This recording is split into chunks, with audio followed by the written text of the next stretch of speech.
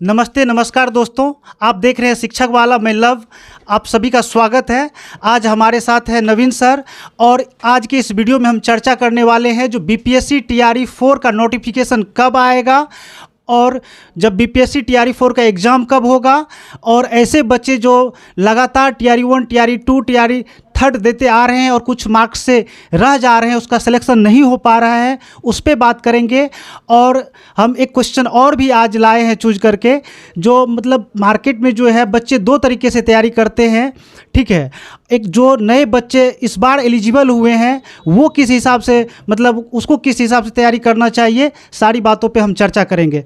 Sir आपका बहुत बहुत स्वागत है शिक्षक वाला पर। जी बहुत बहुत धन्यवाद। सर मेरा पहला क्वेश्चन आपसे ये है, जो अभी जो लास्ट टीआरई 1 टीआरई 2 टीआरई 3 से मतलब कुछ मार्क्स से जो बच्चे असफल हो जा रहे हैं, उसका रिजल्ट नहीं हो रहा है, ठीक है, और जो नए जनवरी 2024 में सीटेट पास किए हैं, तो इन सभी छात्रों का जो है ये दिमाग में चल रहा है नोटिफिकेशन कब आएगा कि आएगा भी कि नहीं, मतलब बहुत सारा डॉट जो है चल रहा है। तो सर कब तक लग रहा है जो नोटिफिकेशन टीआरई 4 का आ जाएगा? देखिए नोटिफिकेशन तो आना तय है और कितनी वैकेंसी आएगी इसको लेकर के थोड़ा उहापों की स्थिति बनी रहती है। कभी आपको बोला जाता है कि 1,60,000 आएगा, कभी 1.5 लाख आएगा, कभी 80,000 वैकेंसी आएगी। तो जब नोटिफिकेशन आएगी तभी आपको 100% पता चलेगा कि वास्तविक वैकेंसी कितनी होगी। और हमको लगता है कि जब भी होगी ये हवा में ही अभी मैक्सिमम बातें हैं, चूँकि टीआरई 4 बहुत महत्वपूर्ण है, आगे इलेक्शन होना है। तो हमको लगता है कि कम से कम 1 लाख सवा लाख प्लस वैकेंसी रहेगी ही, कम वैकेंसी तो होगी नहीं, क्योंकि पिछली बची हुई वैकेंसी ही आपका 35,000 से 40,000 के बीच पहुंच जाएगा। जी। फिर इस बार कंप्यूटर टीचर की भी अच्छी खासी वैकेंसी आने की उम्मीदें हैं। तो बहुत तरह की बातें, हम उस पर बहुत ज़्यादा नहीं जाएंगे, लेकिन एक संभावित आप समझ सकते हैं कि मार्च में कभी भी नोटिफिकेशन आ सकता है, मे भी थोड़ा डिले भी आ जाए हो सकता है, लेकिन मार्च से पहले की संभावना हमको कम दिखती है। तो सर जैसा कि टीआरई 1 टीआरई 2 टीआरई 3 से जो बच्चे देते आ रहे हैं और लगातार उसका कुछ मार्क्स से 1 मार्क्स 2 मार्क्स से रिजल्ट नहीं हो पा रहा है, उसके लिए सर आप क्या कहना चाहेंगे, उसको किस प्रकार से तैयारी करना चाहिए? जैसे आपको यूँ समझना होगा कि 2 तरह के छात्र हैं। एक वैसे छात्र हैं कि जिनका तैयारी का लेवल ऑलरेडी बहुत बेहतर हो चुका है, चंद मार्क्स से उनका छूट जा रहा है, टाई ब्रेकर में मामला अटक गया है, 1 2 4 नंबर 5 नंबर का मार्जिन रह रहा है। लेकिन दूसरे वैसे बच्चे हैं कि जो कि अभी तैयारी स्टार्ट ही किए हैं, इस बार पास आउट किए हैं, इस बार एस्टेट पास किए हैं या सीटेट पास किए हैं। तो निश्चित रूप से जो इस बार पास आउट हुए हैं उनको ज़्यादा स्ट्रगल करना पड़ेगा, क्योंकि उसका कंपटीशन वैसे छात्रों के साथ है कि जो ऑलरेडी 2 4 नंबर से हमेशा छूट जाया करते हैं, जिनका तैयारी का लेवल ऑलरेडी बहुत बेहतर हो चुका है। तो स्वाभाविक है कि इनका भी रिजल्ट होगा, लेकिन कब होगा? ये तब होगा जब आप उन छात्रों से अपने लेवल को इंक्रीज करते हैं। तो असंभव कुछ भी नहीं है। अभी 4 से 5 महीने का समय है, अगर प्रॉपर वे में एक रूटीनबद्ध तरीके से अगर समय दिया जाए तो मेरे ख्याल से बहुत दिक्कत नहीं होना है, बच्चे परफॉर्मेंस बेहतर कर लेंगे। इसमें भी देखेंगे कि इतनी सारी विविधताएं हैं। 1 to 5 का आपका सिलेबस में अलग है, 6 to 8 में अलग अलग कम्बिनेशन है, 9 10th का अलग अलग कम्बिनेशन है, 11 12th का अलग अलग कम्बिनेशन है, 65 सब्जेक्ट से ज़्यादा सब्जेक्ट हैं। तो स्वाभाविक रूप से जो छात्र तैयारी कर रहे हैं, इसमें भी मल्टीपल कैंडिडेट हैं। किसी छात्र को 1 to 5 6 to 8 दोनों देना है, किसी को 6 to 8 9 10th 11 12 तीनों देना है, बहुत तरह के छात्र हैं। तो स्वाभाविक है कि जिनको मल्टीपल एग्जाम देना है तो उनके ऊपर प्रेशर और ज़्यादा है। तो उनको पहले सेलेक्टिव होना पड़ेगा कि अपना स्ट्रेटेजी फिक्स करना होगा, किस हिसाब से हम तैयारी करें कि हमारा परफॉर्मेंस मैक्सिमम लेवल पहुंच पाए। तो यहाँ पर एक तो ये बातें हो गई। तो स्वाभाविक है कि पहले अपने सिलेबस को समझना होगा कि हम जो भी तैयारी 1 to 5 हो, 6 to 8 हो, या जो भी तैयारी हम कर रहे हैं उसका सिलेबस क्या है, प्रॉपर सिलेबस की समझ पहले आ जानी चाहिए। और टीआरई 1 से लेकर टीआरई 3 री एग्ज़ाम तक में 4 एग्ज़ाम अब तक हो चुके हैं करंट सीन में। तो जब 4 एग्ज़ाम हो गए हैं तो उनको पता है कि किस तरह के क्वेश्चंस पूछे जा रहे हैं, तो उसको आधार बना करके आगे का तैयारी अपना कर सकते हैं।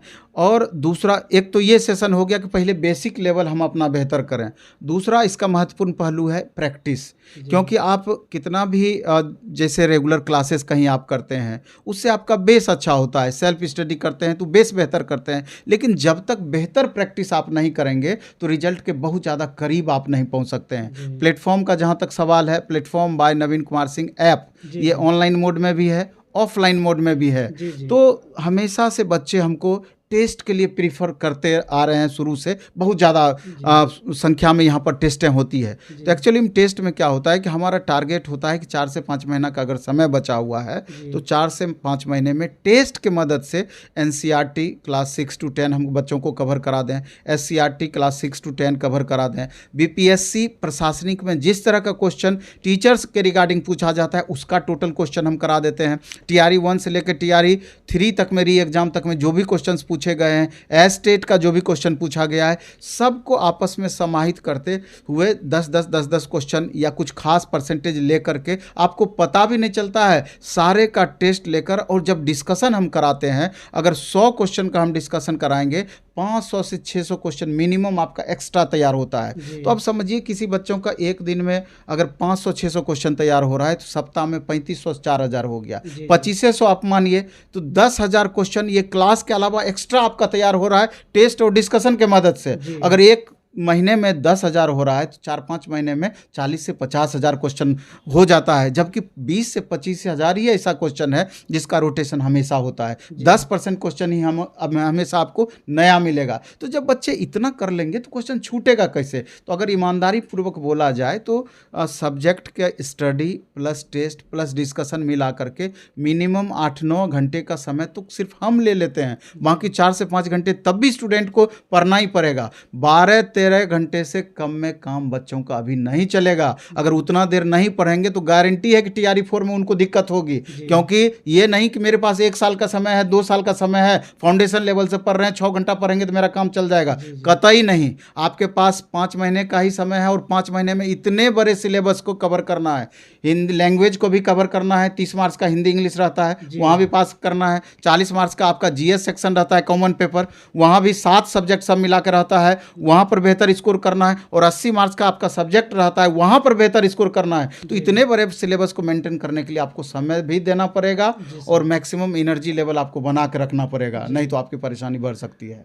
और भी बहुत सारे बच्चों का सर ये क्वेरी आता है जो क्या टीआरई 4 से एसटीईटी का एक पहले एग्जाम होगा या नहीं होगा? ये देखिए बड़ा सवाल है।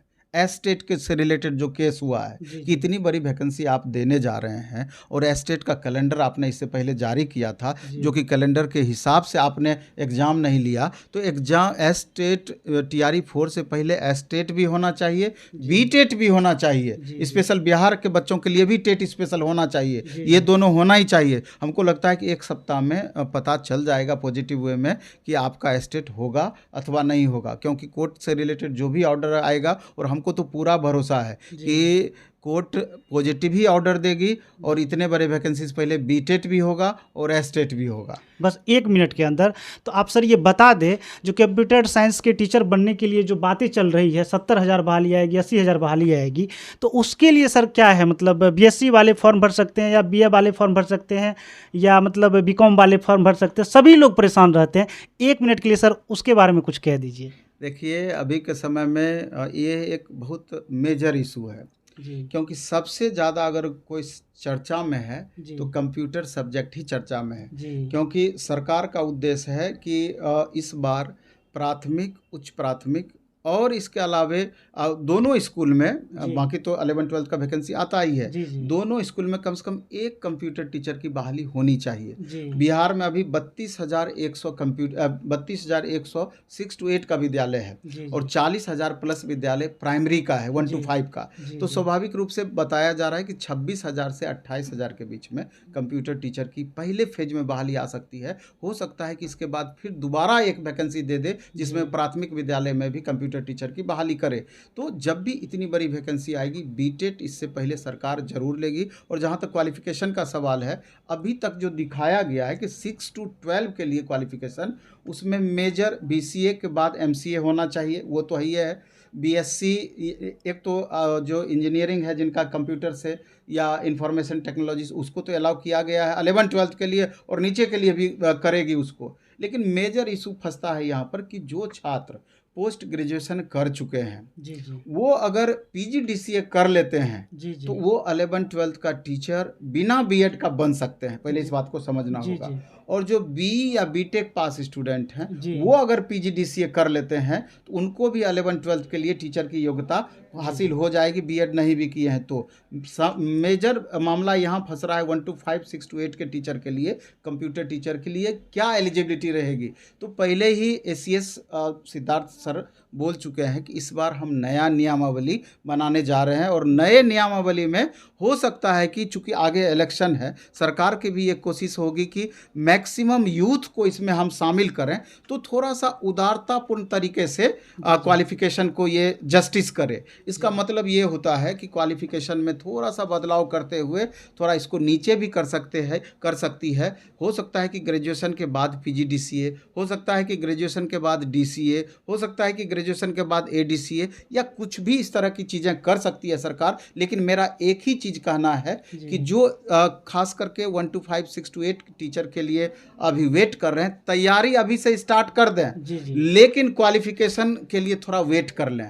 पहले आने दें नियमावली सरकार का, तभी डिग्री वगैरह का आप व्यवस्था करें या इस तरह का कोर्सेज का व्यवस्था करें। नहीं तो अभी कुछ भी देख रहे हैं कि हम धरल्ले से इस मामले में एक अलग अभियान चल रहा है, बच्चे डिग्री इस तरह के ले रहे हैं, लेकिन मे भी कि अगर क्वालिफिकेशन में कुछ बदलाव हो जाता है, आपका पैसा भी बर्बाद चला जाएगा। इसलिए थोड़ा वेट एंड वॉच करें, तैयारी स्टार्ट कर लें, लेकिन उस समय जैसी परिस्थिति बनेगी, जैसा नियमावली आएगा, उसी हिसाब से आपको काम करना है। 11-12 के लिए तो सारा ज्ञात है, 11-12 कंप्यूटर टीचर के लिए वहाँ तो कोई कन्फ्यूजन नहीं है, लेकिन नीचे के लिए कन्फ्यूजन अभी भी बना हुआ है।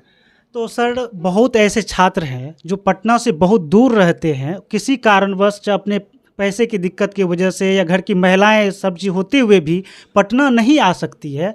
उसके लिए सर क्या मतलब वो कैसे तैयारी करें? उसके लिए कोई बैच या किस तरीके से मतलब कोई करवाते हैं अब, तो उसके बारे में थोड़ा सर जानकारी दीजिए। देखिए, आप भी प्लेटफॉर्म से रिलेटेड रह चुके हैं, जी, यहाँ पढ़ाई कर चुके हैं, आपका 6 to 8, 9, 10 दोनों में रिजल्ट हुआ है इंग्लिश सब्जेक्ट को, तो आपसे बेहतर ये कौन समझ सकता है। इस बार 10,000 प्लस बच्चों का platform by Naveen Kumar Singh private limited से रिजल्ट हुआ, ये अपने आप में बड़ी बात है। तो ऐसा नहीं, जो मेरा तो यही हमेशा कहना रहता है कि अगर आप आर्थिक रूप से सक्षम हैं, अब देख ही रहे हैं यहाँ कितना भीड़ भाड़ है, तो एक बार 4-5 महीने के लिए पटना आने का प्रयास करें।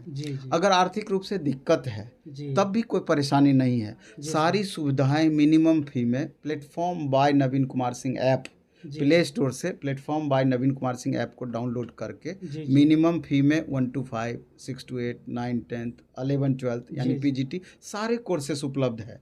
और टेस्ट भी डेली और वीकली दोनों मोड में हमारा स्पेशल दिया गया है। आप उस टेस्ट को डाउनलोड करके प्रिंट आउट भी निकाल सकते हैं। सारी सुविधाएं, सारी व्यवस्थाएं हमने दे रखा है। और सबसे बड़ी बात है कि मैक्सिमम वैसे कोर्स हैं जो कि ऑफलाइन में भी वही चीज़ पढ़ाया जाता है जो ऑनलाइन में पढ़ाया जाता है। तो अगर बच्चे चाहें तो घर बैठे भी आराम से तैयारी कर सकते हैं। थोड़ा उसमें वही होगा कि जब भी तैयारी करें, क्लास करने के लिए बैठें, कॉपी कलम लेके बैठें, प्रॉपर वे में थोड़ा सीरियसली उसको तैयारी करें तो दिक्कत नहीं होगी, क्योंकि डेविएशन, डाइवर्सन भी उतना ही ज़्यादा है। आप मोबाइल लेकर के बैठते हैं तो आपके ऊपर डिपेंड करता है कि उसका आप यूज कर रहे हैं या मिसयूज कर रहे हैं, इस बात को समझना होगा। अगर सही तरीके से उसका यूज करेंगे तो 110% उसका लाभ आपको मिलेगा और घर बैठे लाभ मिलेगा। कोई ज़रूरी नहीं कि जो आर्थिक रूप से सक्षम है उसी का रिजल्ट हो रहा है, हज़ारों छात्रों का ऑनलाइन मोड में भी रिजल्ट हो रहा है। इसलिए तनिक भी चिंता नहीं है, दिक्कत है घर पर बैठ कर के ही तैयारी करें।